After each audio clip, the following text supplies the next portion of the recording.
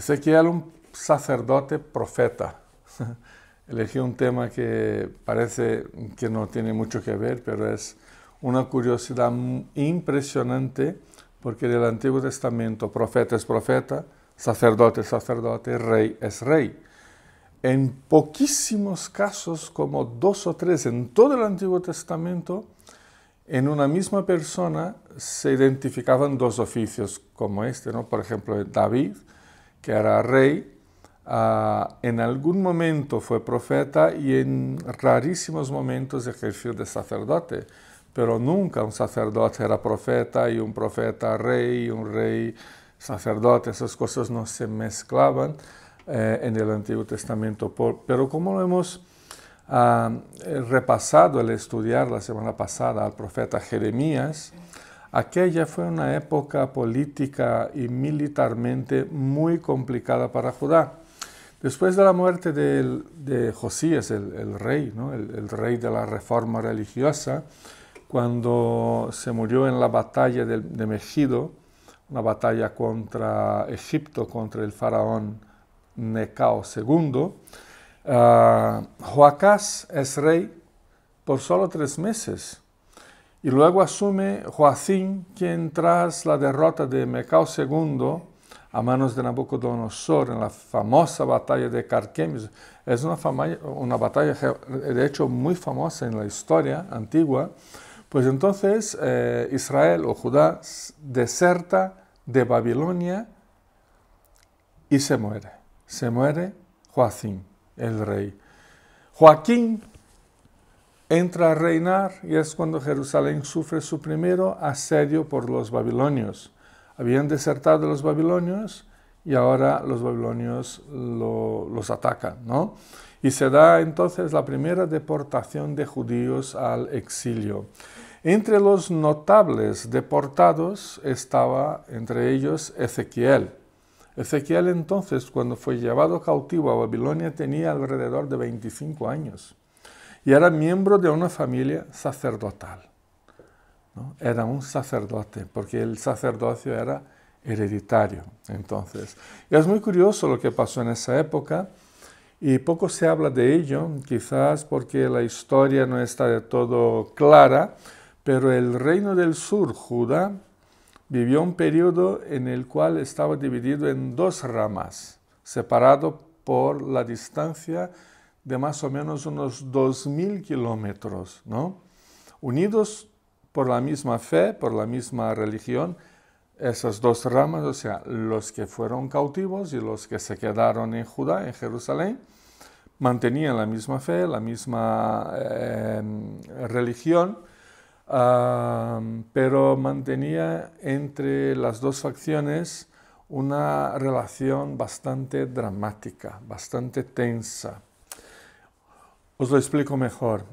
En Jerusalén se queda como rey el tío del rey que fue deportado, ¿no? Del rey anterior que fue Joaquín, que fue llevado a Babilonia, es deportado a Babilonia, pero al parecer en Babilonia le permitían ser rey de los judíos en Babilonia, mientras su tío, Sedecías, era rey de los judíos en Jerusalén. O sea, era un pueblo que tenía 2 reyes que estaban separados por esa distancia enorme de 2000 kilómetros de desierto, que eran, o sea, semanas de viaje, ¿no? Para ir de un lugar a otro.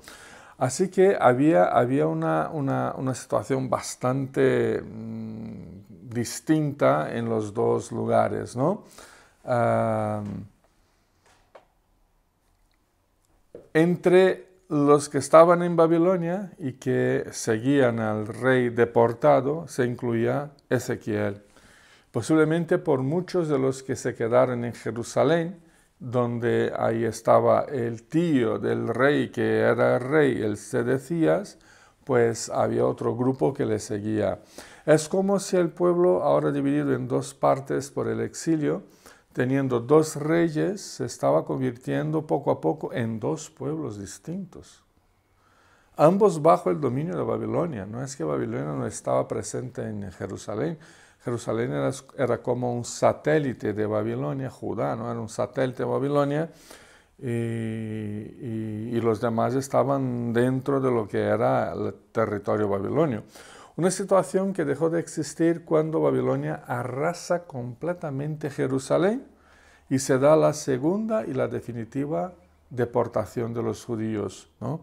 Los que entonces no fueron deportados en esa segunda deportación, pues los que consiguieron sobrevivir al ataque, o porque ya no ofrecían ningún peligro, o porque eran demasiado viejos o demasiado jóvenes para ofrecer alguna resistencia, pues los dejaron ahí más o menos como si estuvieran muertos.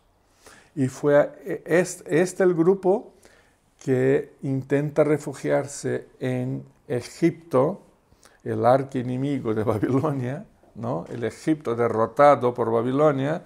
Llevan consigo como prisionero a Jeremías el profeta, donde entonces sus propios hermanos judíos lo matan a pedrada un año después de estar ahí con ellos.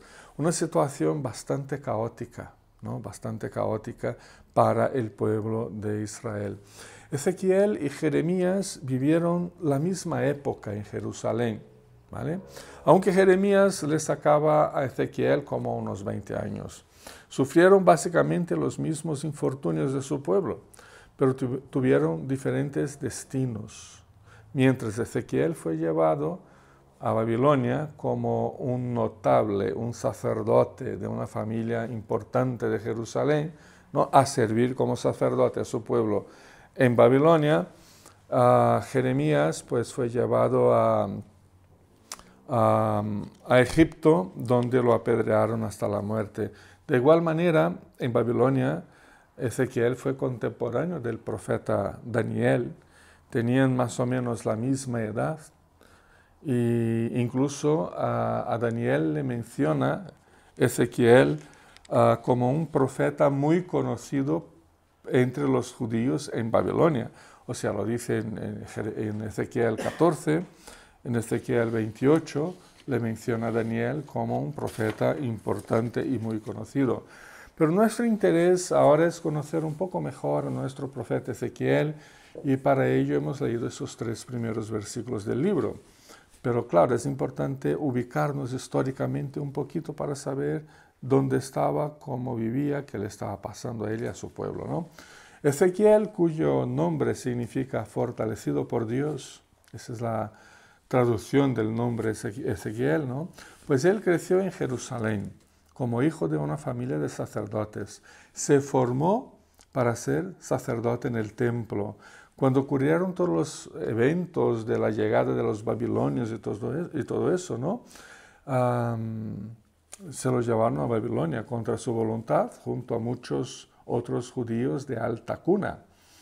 Y según nuestro texto, su vocación profética ocurre cuando ya estaba en Babilonia. No era profeta cuando vivía en Jerusalén. Ejercía como sacerdote, pero no como profeta. La verdad es que este texto inicial del capítulo 1, que relata su llamado a la vida profética, también introduce todo su libro. Es una introducción que contiene 2 énfasis principales, ¿no? La primera nos habla el versículo 1, ¿no? Nos habla en primera persona, ¿no? Ezequiel habla de sí mismo en primera persona. Dice, los cielos se abrieron y yo recibí visiones de Dios. Eso es interesante, ¿no? Son palabras del propio profeta hablando de lo que le pasó, contando su propia experiencia. Yo recibí visiones de Dios.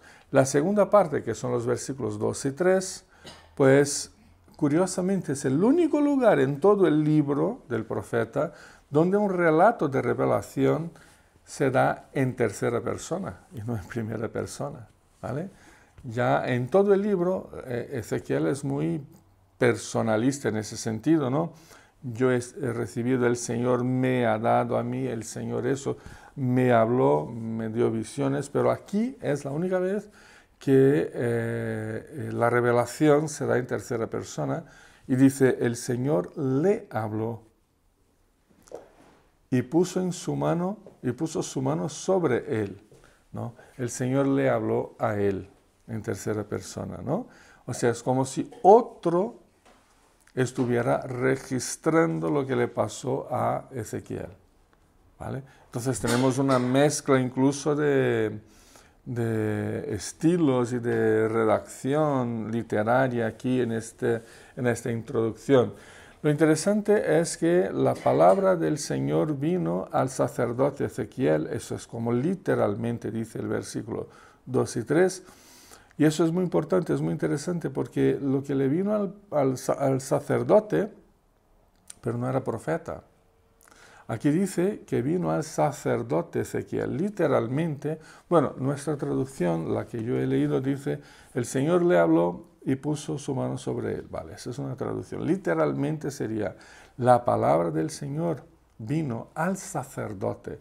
Hay que subrayar dos cosas, la palabra del Señor en primer lugar y sacerdote en segundo lugar, porque aquí es cuando el sacerdote, además de sacerdocio, pasa a ejercer la profecía, ¿vale? Entonces, aquí es cuando en su experiencia se funde esos dos ministerios de sacerdocio y de profeta.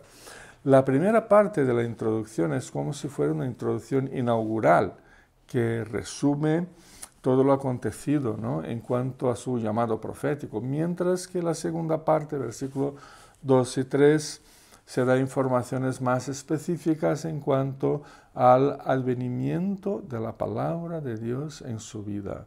O sea, él se convierte en profeta cuando es impactado por la palabra de Dios. Sacerdocio era algo hereditario, no era una vocación, ¿vale? Bueno, era una vocación. Esta familia y todos sus descendientes de ahora hasta el fin de la eternidad son llamados a ser sacerdotes, no había opción, ¿vale? Si el niño nacía en una familia de sacerdotes, pues él sería un sacerdote.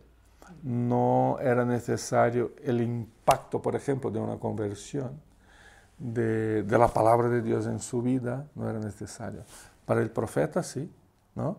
El profeta, porque el profeta maneja, incluso hoy, maneja la palabra de Dios, no oficios eclesiásticos como el sacerdocio, maneja la palabra de Dios. Tiene que verse impactado por la palabra y tiene que transmitir esa palabra, o una palabra, digamos, positiva o de juicio, negativa, ¿no?, de llamar la atención a un pecado o lo que sea, pues él tiene que transmitir esa palabra. Entonces, aquí él solo pudo no dejar de ser sacerdote, sino que añadir al sacerdocio el oficio profético cuando la palabra del Señor vino sobre él, sobre su vida. Es muy importante darnos cuenta de que en el exilio él siguió ejerciendo su sacerdocio con el fin de mantener viva la vida de fe, la vida espiritual, la vida de religiosidad de su pueblo. Él seguía atendiendo a las demandas religiosas del pueblo. Su llamamiento a ser profeta ocurre, por tanto, dentro y desde su experiencia sacerdotal, y por eso lo podemos considerar un sacerdote profeta. Quizás el único de los profetas que tenemos que fue un sacerdote, ¿no? Algo prácticamente inexistente en la experiencia religiosa de Israel. Bueno, hay otro aspecto importante en su llamamiento profético. Dice el texto que los cielos se abrieron y recibí visiones de Dios, ¿no? Los cielos se abrieron y recibí visiones de Dios. Esta descripción, este relato en primera persona, porque está hablando de su propia experiencia, se identifica mucho con el estilo de los escritos apocalípticos. Por ejemplo, Apocalipsis, el libro de Apocalipsis capítulo 4, versículo 1 y 2, parece inspirado en ese texto de Ezequiel. Apocalipsis dice, después de esto miré y allí en el cielo había una puerta abierta. Muy parecido, ¿no? El cielo se abrió y Apocalipsis dice, había una puerta abierta en el cielo y la voz que me había hablado y ahí también en Ezequiel la palabra de Dios le llegó a él desde el cielo, y la voz que me había hablado antes con sonido como de trompeta me dijo: sube aquí, voy a mostrarte lo que tiene que suceder después de esto. Al instante vino sobre mí el Espíritu, y Ezequiel dijo que vino sobre él la mano de Dios, ¿no?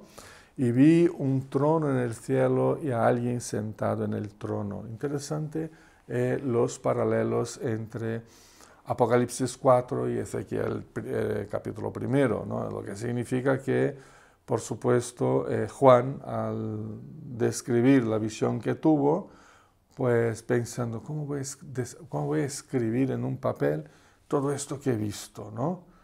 Y se acuerda de Ezequiel y dijo, pues lo que dijo Ezequiel es muy parecido, me voy a inspirar en Ezequiel. Más o menos así es como parece que pasó la correspondencia del Apocalipsis. Además de eso, correspondiendo a ese tipo de revelación que tuvo Ezequiel, está la visión o las visiones de Dios, ¿no?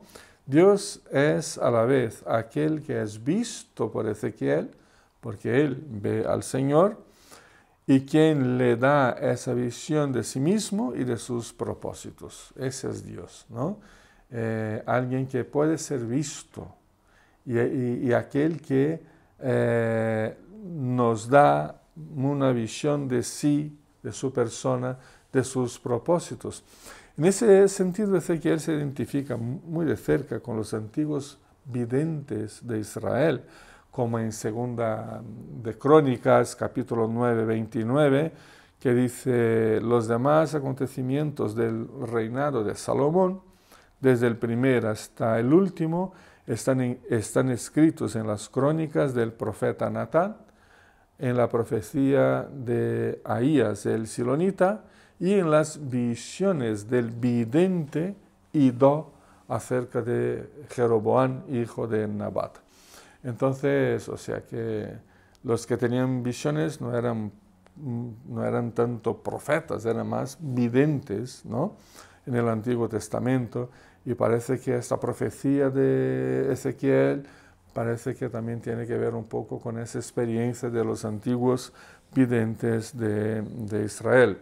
Aún en cuanto a su llamamiento profético, ejerciendo ya anteriormente el sacerdocio, debemos notar el hecho de que el Señor le habló y puso sobre él su mano, sobre él.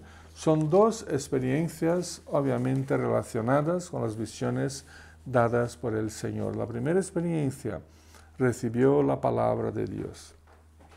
La segunda, recibió el toque de la mano del Señor. El Señor le habló y el Señor puso su mano sobre él. La palabra de Dios y el cuidado de Dios llenaron su vida y dieron el necesario sentido a su llamado. Es curioso como muchos padres de la iglesia, cuando digo padres de la iglesia, me refiero a los teólogos, sobre todo los teólogos de los siglos 2 a 4, 2 a 5 más o menos de la era cristiana.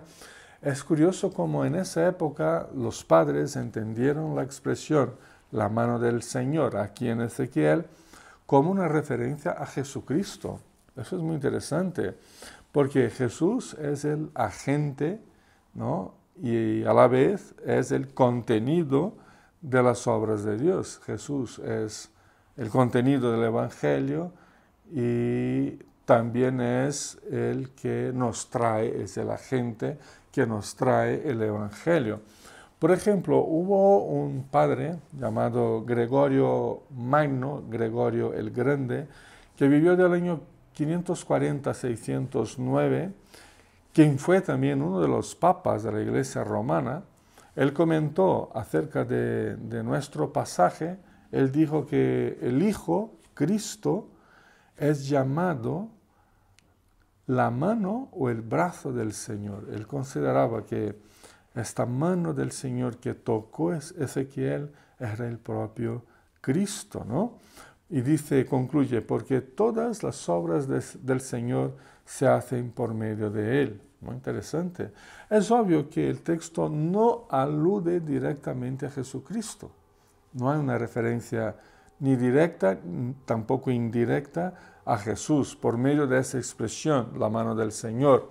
Pero sí que podemos entender la expresión la mano del Señor como una referencia a la acción de Dios, a los actos de Dios en la historia, en la experiencia de Ezequiel, en ese momento de su vida, a lo largo de toda la historia, culminando, ¿no? Teniendo como centro a Cristo y también en nuestras propias historias personales.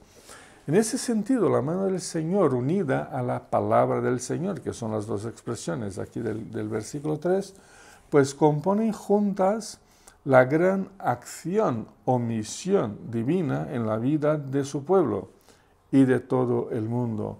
Al fin y al cabo, estamos todos, creyentes y no creyentes, bajo el gobierno soberano de Dios. Y en el caso del profeta de Judá en el exilio, en el caso del creyente de nuestros días, en el caso de toda la iglesia desplegada en el mundo, una iglesia que está en permanente estado de misión, pues ahí está la mano del Señor. ¿Dónde está la mano del Señor hoy? Pues en la boca del profeta Ezequiel, al llevar al pueblo su profecía, está en la historia del pueblo de Dios a lo largo de todos los siglos, y está en la historia del pueblo de Dios, que somos nosotros hoy, cuando llevamos a los demás este mismo mensaje del Evangelio del Señor.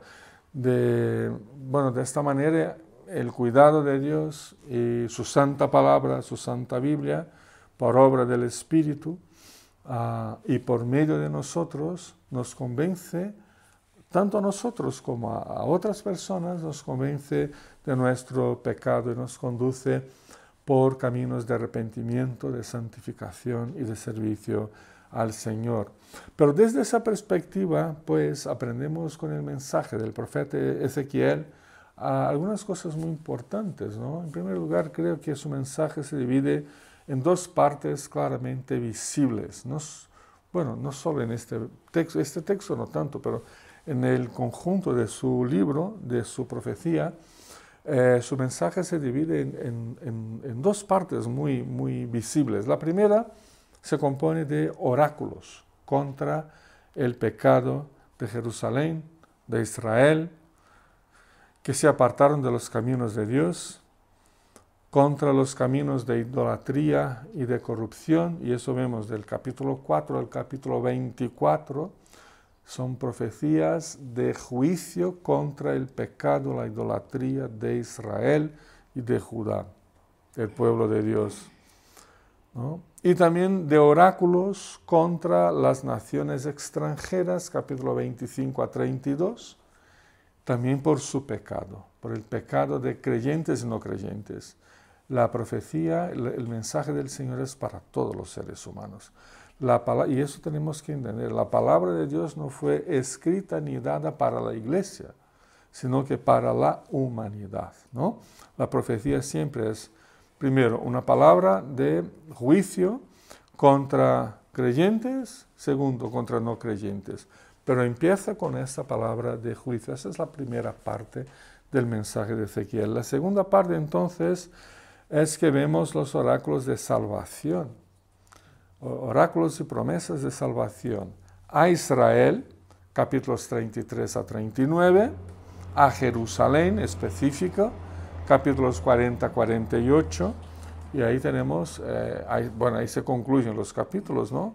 Los 48 capítulos, y ahí terminamos el libro con palabras de salvación. La estructura y el mensaje profético, por tanto, está clarísimo, ¿no? Primero juicio, segundo salvación. Un juicio sobre Israel y las demás naciones por sus pecados y la salvación para el pueblo de Dios, ¿no? Para Israel. El significado, el significado teológico del mensaje de Israel, de Ezequías, también está muy claro. O sea, primero el juicio, porque ese Israel al que predica el profeta no es un Israel que sigue al Señor, no es un Israel santo, es un Israel pecador que se apartó de Dios. Y luego la salvación es porque el Dios de Israel es el Dios fiel y salvador, y poderoso para salvar, capaz de recriar lo que ha sido roto por el comportamiento pecaminoso del ser humano. Lo que hacemos de mal, lo que hacemos como consecuencia de nuestro pecado, el Señor puede rehacer, puede recrear, puede recomponer, ¿no? Esa perspectiva teológica del mensaje profético, por tanto, tiene su origen en el cuidado en la mano del Señor, ¿no? En el cuidado y la mano del Señor y de su palabra sobre la vida de Ezequiel, y a la vez en ello se fundamenta y encuentra su propio sentido. Todo el mensaje profético de la iglesia, no tanto solo de Ezequiel, en cualquier época y en cualquier contexto en que viva la iglesia, se define siempre por la guía de la palabra de Dios y por su mano de poder sobre nuestras vidas. Jamás se puede fundamentar esa misión de la iglesia sobre la intuición humana o sobre los intereses del mensajero. En este caso, se lo definiríamos como un falso profeta y no un profeta verdadero. Incluso Ezequiel luchó también toda su vida contra esos falsos profetas que estaban por ahí por Babilonia, mezclados con su pueblo, eran también judíos llevados y que llevaban un mensaje que no era verdadero, ¿no?, a su pueblo, y también contra ellos luchó Ezequiel. Por fin, al mirar estos versículos iniciales del libro, nos damos cuenta del lugar y de la época en que le llegó a Ezequiel el llamamiento profético. He mencionado ya que su llamado a la profecía le llegó siendo y ejerciendo el sacerdocio, ¿no? Y es cierto.